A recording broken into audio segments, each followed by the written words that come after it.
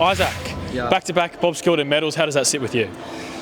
Yeah, it's a funny one. I would never have expected it, to be honest. I work hard at my game and obviously have an amazing group of boys around me, which helps as well. So nice to be playing in the midfield and sort of producing my own footy, but very, very humbled and a bit surprised. I thought Brodie was going to pit me, to be honest. So very excited.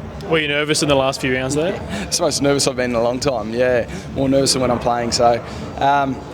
It was honestly, I would have loved to have shared it with Brodie. I think he's had an absolutely amazing year and deserves all the credit he's got. So he's a big reason why I played some decent footy this year.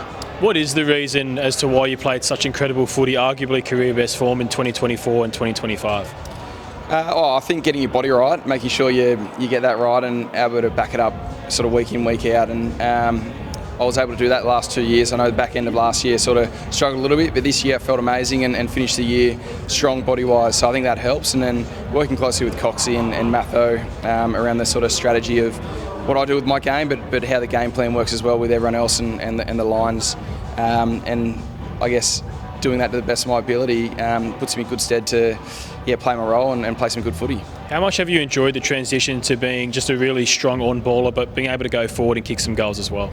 Yeah, I think that's the beauty of spending the first sort of 9 years of my career in the forward line. I was able to learn that forward craft, and I felt like I've always sort of probably been more a genuine midfielder, but to now get the opportunity in the guts and then sneak forward and kick some goals is something I'm really enjoying. And Coxie's given me a licence. I mean, this year, and then Horse gave me a licence last year to sort of run my own race to a certain degree, as long as it's within the team aspect. And it's been a lot of fun. I've really enjoyed the last 2 years, even though obviously this year was not the one we would have liked. It was good to learn as much as we did, especially in the first half, and sort of produce a much better second half of the season. Everyone sees the highlights, the marks, the goals, but what goes into like a typical week for you just to get yourself right and allow you to play some really consistent footy?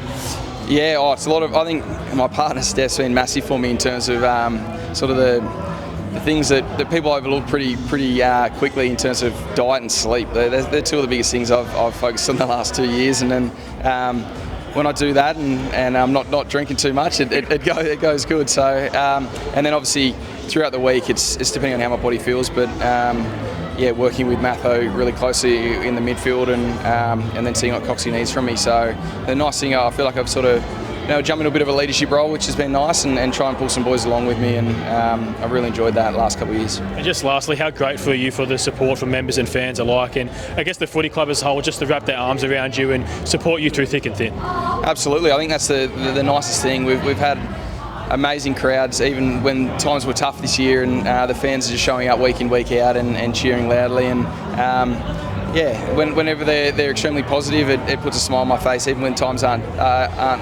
necessarily going our way. So they've been incredible. Hopefully we can continue to build, and I'm sure next year we'll have a really strong pre-season and a healthy one, and the sky's the limit next year, I believe.